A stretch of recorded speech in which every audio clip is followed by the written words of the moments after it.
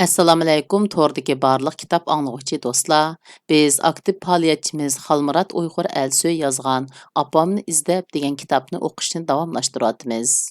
Oldin qismda Xalmuratning Tailandda qisqa bir mezgil pulsiz qolgan, vatanda, turmada xo'rliq chekkan, Finlandiyada eg'ir azob iztiroblar ichida yashagan yerlarni o'qib o'tgan edik. Endi davomini o'qiymiz. 2017-yili yüzlىگەن مۇخبىرغا ئېلخەت يازغان ئىدىم. ئاخىرى بىر مۇخبىر ماڭا جاۋاب قايتۇردى. ئۇ مۇخبىر بىلەن ئالاقىلىشىپ، ئۇنىڭغا ئائىلەمنىڭ پاجىئەسىنى دېدىم. ئۇ 2018-يىلنىڭ بېشى ئىدى. يانۋار ۋە فevral ئايلىرى ئىدى. باشقىلارنىڭمۇ ئائىلىسىدە لاگېرلارغا تۇتۇلغانلارنىڭ بار يوقلۇقىنى سورىدى. مەن ئاڭلىغانلىقىمنى ئېيتتىم. ئۆزۈمچە guvohlik berىدۇ deb ishongan kishilardan so'radim. To'g'risi iltijo qildim. Afsus, ular muxbir bilan telefonda ko'rishib, uchur berishdan bosh tortib, Uyg'urlarning umumiy ahvoli haqida so'zladi. Oilasidagilar haqida guvohlik bermadi. 70 kilometr yo'lni besib berib, tarjimonlik qilib berganimning natijasi. U odam muxbirmi? Xitoyning odami emasligini qandoq bilasiz? Siz zodi nima qilmoqchi? degan savoli bo'ldi. Toki shu maqola e'lon qilinguncha ularning mendan gumon qilganligini boshqalardan anglab musibatda puchlangan yuragimga qiziq tumir yiqilib dog'langandek bo'ldim. Arqa-arqadan muxbirlar ziyorat qilishga boshladi. Chechimni tushirib, guvohlik berib, ota-onamni qo'yivat deb Facebookga chiqargan video keng tarqaldi. Finlandiyaning cho'ng gazetlari meni ziyorat qildi. Davlatning eng cho'ng radiosida yarim soatlik programma ishlandi. O'zimni oshkorlab harakat qilishga, boshqalarningmi oilasidagilar haqida guvohlik berishga da'vat qilishga boshladim. Qancha o'nlagan videolarni ishladim. Sotsial mediadan foydalanib, videolarni ishlab tarqatdim. Muxbirlar vatanga borg'icha ularga safar plani tuzishga yordamlashdim. Bu bir uzun jarayon. Bu haqdagi tafsilotlarni oshkorlaydigan vaqt texi kelmaganligi uchun kelgusida mushu haqda maxsus yozma yezishi mumkin, ammo Apamni izlab degan kitobimda bu haqda tafsiliy to'xtalmayman. Ota-onamning ahvolini va millionlagan Uyg'urning, Qozoqning va boshqa qarindoshlarning ahvolini taq chaqirsa taqqa, boq chaqirsa boqqa berib so'zildim. Qancha qitim tahdidga, hayot xavfiga uchirdim. Sotsial mediada oshkora qilgan bayonotlarimdan sirt yoshirin qilgan faoliyatlarim bo'ldi. Munosabat doiram kengayib, Suriyadagi kurdlardan toki Amerikadagi evangeliklargacha, Isroiliyadan Yevropagacha, Amerikadan Tayvangacha kengaydi. Telefonda yüzlىگەن muxbirning nomeri to'plandi. Qanchalagan siyosatchilar, diplomatlar bilan ko'rishdim. Cheklik ingliz tili saviyam bilan 600 qitimdan ortiq muxbirlarning ziyoratini qabul qildim. Ularning natijasini Google'dan izlab tepish mumkin. Eng cho'ng natijasi balkim ota-onamning tunji qarorda qo'yib berilgan Uyg'urlar qatorida qo'yib berilganligi edi. Shundan keyin cho'ng savolga duchor bo'ldim. Qanday qilishim kerak? Yana bir qitim o'z chekimdan halqi siziqiga duchor bo'lgan edim. Hozirgacha qilgan ishlarimda eng asosiy o'rinda ota-onamni qutqizish bo'lgan edi. Buninglik bilan farzandlik burchim ado bo'lmaydi. Ularning holdan xabar olishga amdi mumkinchiligim qolmagandek his qilmoqda edim. Faqat kommunistik rejim oyoqlashib, vatanga xotirjam berib kelish mumkin bo'lmaguncha ota-opamga vafodorlik qila olishim mumkin bo'lmaydi. Harakatimni toki shundoq bir kun kelmagicha davomlashtirishni qaror qildim. Uzun o'tmay yaxshi fursat keldi. Menmu Uyg'ur harakati zo'r muvaffaqiyat qozondi. Nurg'un kishilar bu faoliyat orqali medialarga chiqish fursatiga erishdi. Ammo bu faoliyat sababli nurg'un haqoratga, tahdidga uchirdim. Ammo voz kechmadim. Qo'limdan kelishicha ishimni davom qildim. Davomli safar qildim. O'zim safarlarda bo'lib, qayerga berib, qayerda turishimni hech kimga demasdan faoliyat qildim. Surat modelligi qilmadim. Nurg'un davlatlarga bordim. Shu yerlarga borganda ko'chada tasodifiy uchrab qilib, meni tunib qolgan Uyg'urlardan boshqa hech kimga sotsial mediada nimalarni qilganligimni davron solmadim. Chunki unda qilishim xatarlik edi. Qancha qitim ölüm xavfidan qutulgan edim. 2019-yili uyda turgan vaqtim 2 oydan oz bo'ldi. Qolgan vaqtda safarda bo'ldim. Osiyodan Amerikagacha safarda bo'ldim. Universitetlarda, chet el elchixonalarida, ommaviy tashkilotlarda, hatto cherkovlarda Uyg'urlar haqida so'zildim. Ba'zida Xitoy o'quvchilar tarafidan haqoratlandim. Eg'ir kelmadi. Ammo eng eg'ir kelgini 2019-yili yoz oyoqlashish oldida Uyg'urlardan kelgan tahdid telefonlari bo'ldi. Xolmurod, bizning uydagilar qo'yib etildi. Endi to'g'ri betingizdagi videoni o'chirib eting. Bo'lmasa ularni qayta ilib kirib kelsa bo'lmaydi, dedi. Ma'qul dedim. Chiqargan videolar ozlashga boshladi. Xolmurod, siz tunishtirib qo'ygan muxbir yozgan maqolani to'g'ri betidan o'chirvasi bo'pti ekan. Uydagilarni qo'yib edi. Ularni qayta tutib olmasin, dedi yana boshqalar. Ularga muxbir bilan aloqalashib, uningga talabini yetkazishdan boshqa ish qo'limdan kelmaydiganligini aytdim. Hey, sen muxbirlarga bizni tunishtirib qo'yib qancha pul olding? Bo'rkimni sitib berayman. Sana shu pulni, bu xabarni o'chirvasin. O'chirvatmay uydagilarni yana tutib ketsa, sizning nada yashaydiganligingni bilaman jumu, deb tahdid soldi. Javobimdan qanoatlanmaganlar. Hatto qizlarimning rasmini menga avatib tahdid soldi. Cho'chidim. Hayron qoldim. Chunki dal shu insonlar ayni vaqtda Xolmurod, bek yaxshi ish qilyapsiz jumu. Bo'lsa bizni muxbirlarga tunishtirib qo'ygan bo'lsangiz, guvohlik videosini avitib berayli, to'rga chiqarib qo'ygan bo'lsangiz, deb yilingan, menga madiha o'qigan kishilar edi. Shundaq dialoglardan qancha o'niga javob bergan bo'ldim. Qancha o'lgan Uyg'urning men jinim pida deb tovlagan shu millatning kishilarining shundaq tahdidlariga uchirdim.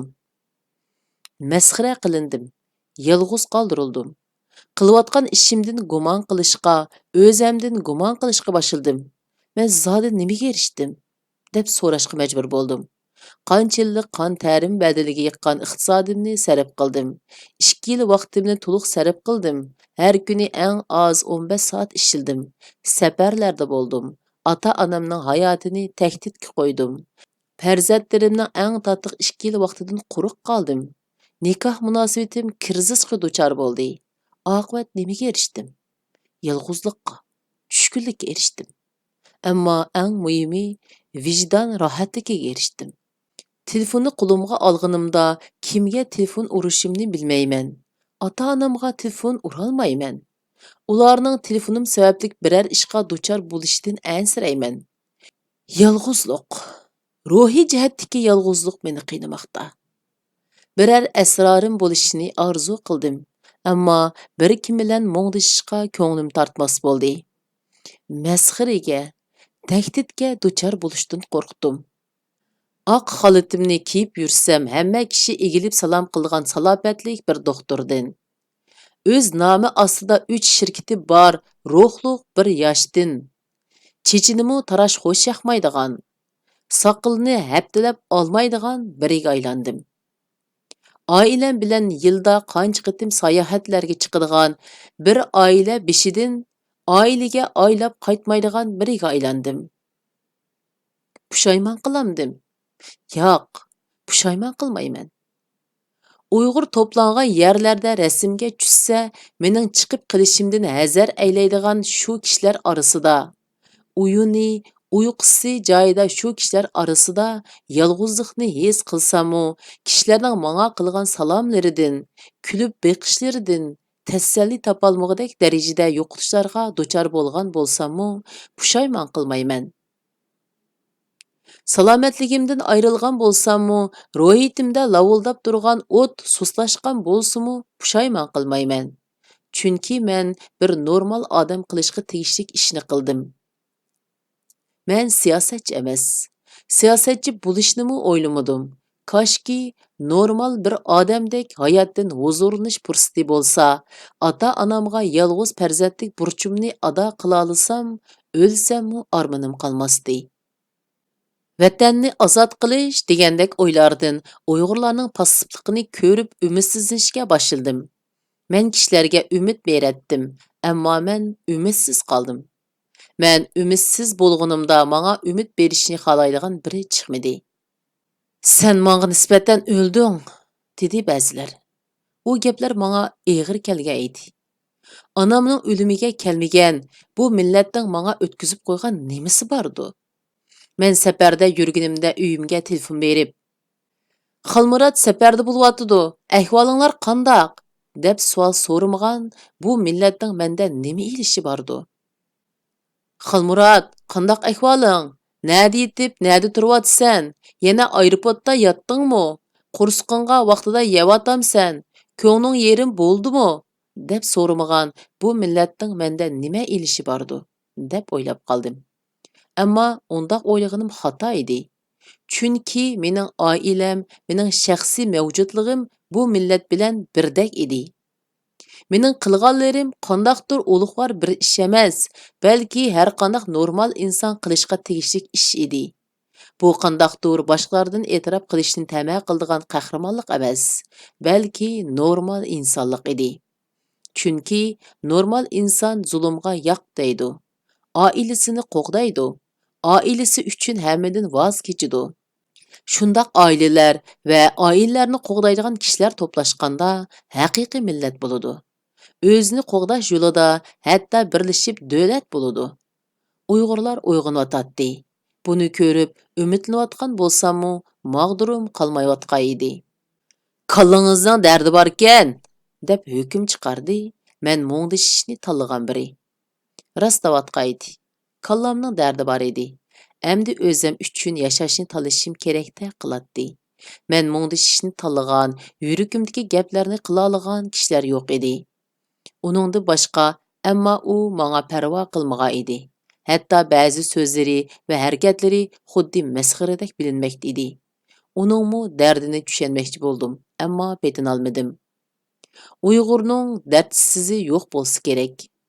Dard anglab keldim. Ammo dardimni anglatqinim meni sarang dedi. O'zimni sarangdek his qilishga, kamsitishga boshladim. Voz kechmoqchi bo'ldim. Voz kechmayman. Ammo meningmi o'zim uchun yashashni tanlash huquqim bor. Men muhim shaxs emas. Mening 24 soat 7 kun ishlashimning, o'zimga tamanna qo'yib ishlarimni muhim chog'lab olishimning hech hojati yo'q. Menmi aram olay deb o'yladim. Chunki ruhiyatimni qayta zaratlashim kerak. Uni nimaning zaratlaydiganligini bilmayman. Zaratsizlangan ruhimning qandoq qayta zaratlanishini bilmayman. Ishinaman. Hargizmi tanqid emas, mulohiza emas. Afsus. Qilayotgan ishlarimni yerimida to'xtatishni qaror qildim. Hech bo'lmasa ruhim qayta zaratlangicha.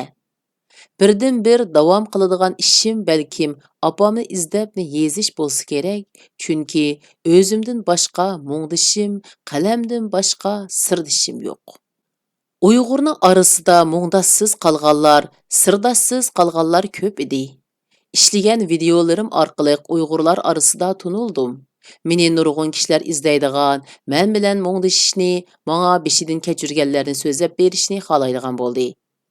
Shularning orasida bir Uyg'ur qizning hikoyasini aytqim keldi. Ekranning qarshisida uning nimalarni qilayotganligi, nimalarni o'ylayotganligi menga noma'lum. Ammo uningmi yaralangan bir yuragining borligini bilatdim.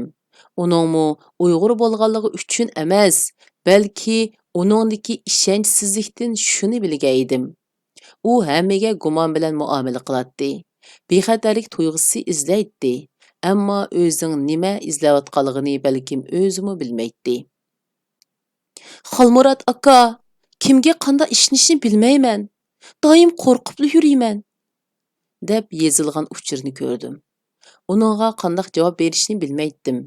Rostini desam, qanday yordam qilishni bilmaydim. Uning bilan so'zlashib, uningga tasalli berib, uning o'zini vayron qilishining oldini olishni o'ylaydim.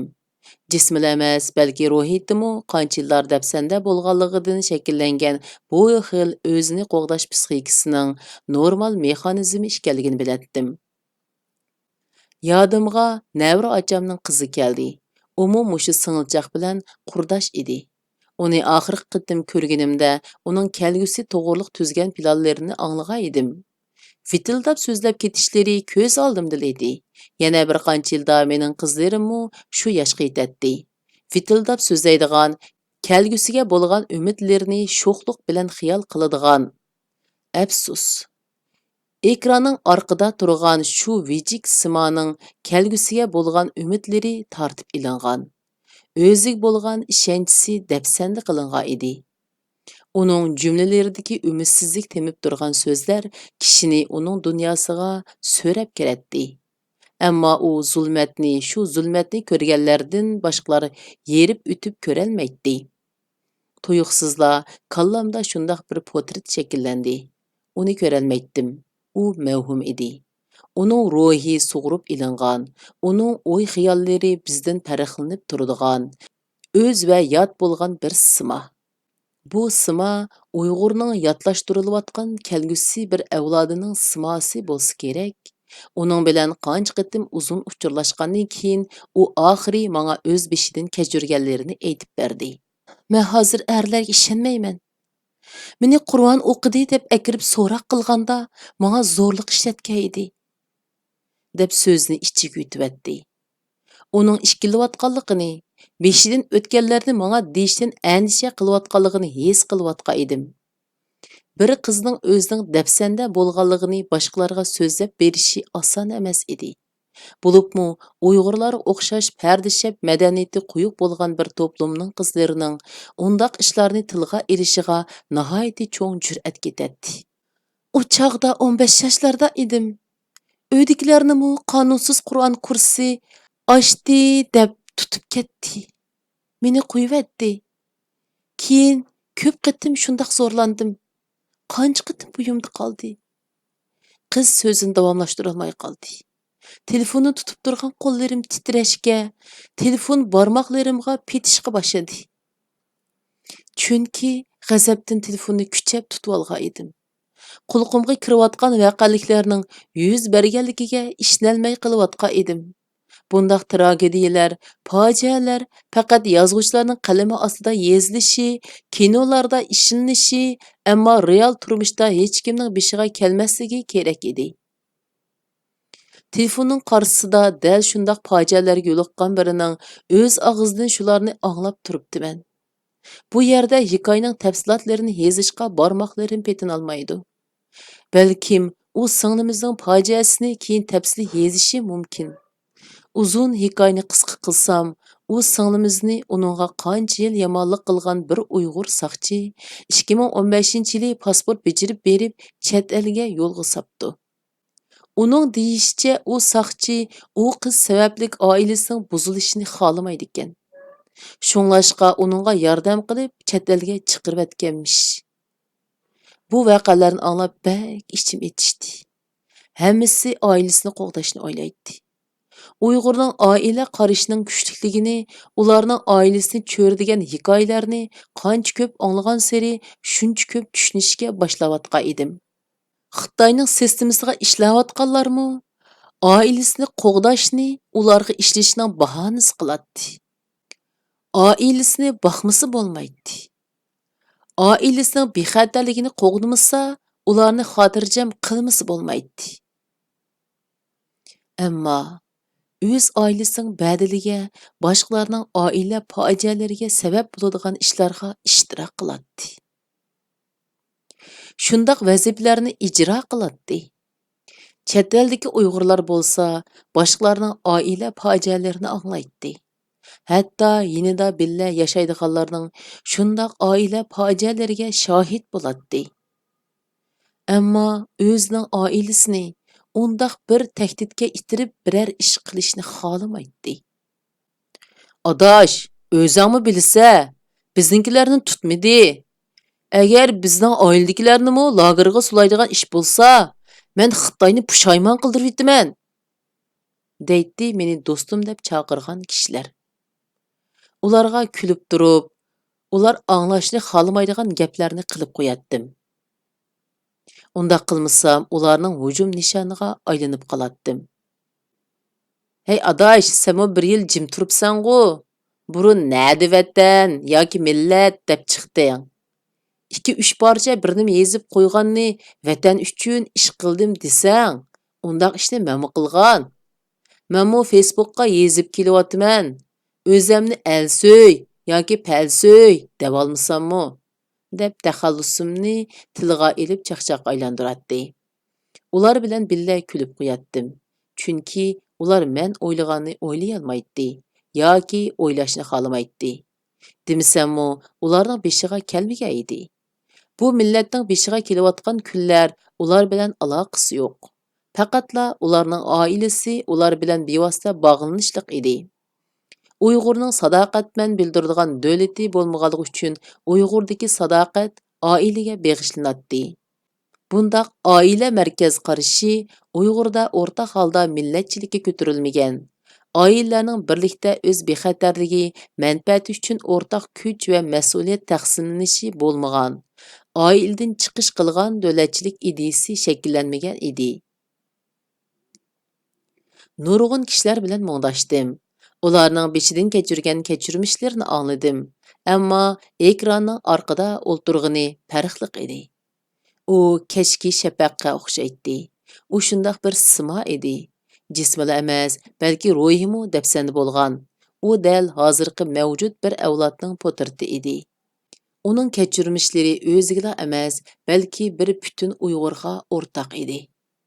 Biz hammamiz vatandik Uyg'urlar va vatan sirtidagi Uyg'urlar o'xshamagan to'saqlarning, mundaqcha aytganda, turmalarning ichida edik. Tamlari ko'rindigan yoki ko'rinmaydigan. Vatandagilarning bir qismlari tamlari ko'rindigan lagerlarga ulangan. Lagerga ulanmaganlari bo'lsa, tamlari ko'rinmaydigan vijdon qapaslariga mahkum. Chet eldagilar bo'lsa, qo'rqinish va ishonchsizlik tamlarining orasiga elingan. Hech kimning bo'yni tamdan ishib qarshi tarafni ko'rolmaydi. Vatandagilar chet elga chiqolmaydi, chet eldagilar vatanga borolmaydi.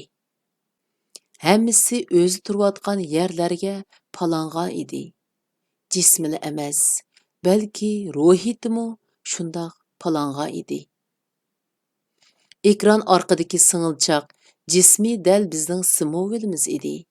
Bizning jismimizla emas, balki butun ruhimiz dafsanda qilinmoqda edi. Baltiq dengiziga petib ketayotgan quyoshga qarab o'ltirib xiyollarga petib qoldim. Tasavvurim meni Turpanning ko'chalariga so'rab ilib borgan edi. Issiqda chiliq-chiliq tarlab o'ltirib, purchoq och ishkash do'stlarim bilan muңdashib. Sayohatchilarni ilib mang'an ot harvisidan yangragan zil qo'ng'iroq ovozi asta-asta yiqilmoqda. Kavoblarning, har xil yemekliklarning va ichimliklarning puriqi singib ketgan qurg'oq havo purchoq oshdan chiqqan g'o'r bilan birga burnimga urilmoqda. U dal vatan tuyg'usi edi. Dal shu tuyg'uni qayta his qilishni, yurtimning qurg'oq va issiq havosidan qayta nafas ilishni orzu qilatdim. Ammo hurlik bo'lmagan, bexatarlik bo'lmagan sharoitda u menga hashamatlik bir tush edi. Singlim, o'zingizni o'zingiz qadrlashingiz, o'z qiymatingizni o'zingiz tunib yetishingiz kerak. Albatta, bu gaplarni qilish oson. Ammo sizning o'rningizga o'zimni qo'yib tasavvur qilishga petin olmayman. G'azab va nafrat bizdek notuvon millatni ojizlashtirdi. Adolat uni qiznalganlar uchun egilidi yoki kechikidi. Ammo sukutni tanlaganlar uchun adolat rivoyat xolos. Qo'limdan keladiğini sizning kechmishingizni qiz ayollarni qo'g'daydigan tashkilotlarga tunishtirish. Psixikalik davolashga bo'lgan ehtiyojingizni va sizning bexatar yerga o'rilishish masalangizga bosh qottirish.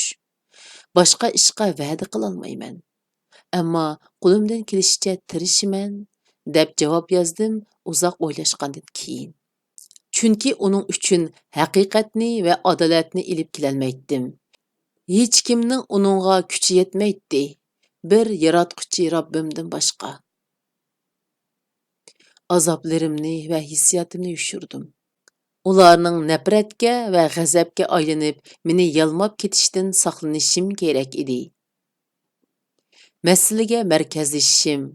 Shoir millatning avlodidek emas, balki so'g'aqqan Shimoliy Yevropaliklardek ish qilishni o'zimga odat qilishim kerak. Chunki masalani hal qilish, masalaga real nuqtadan yuzlanish hissiyotni eng yaxshi va oqilona ifodalash chorasi edi.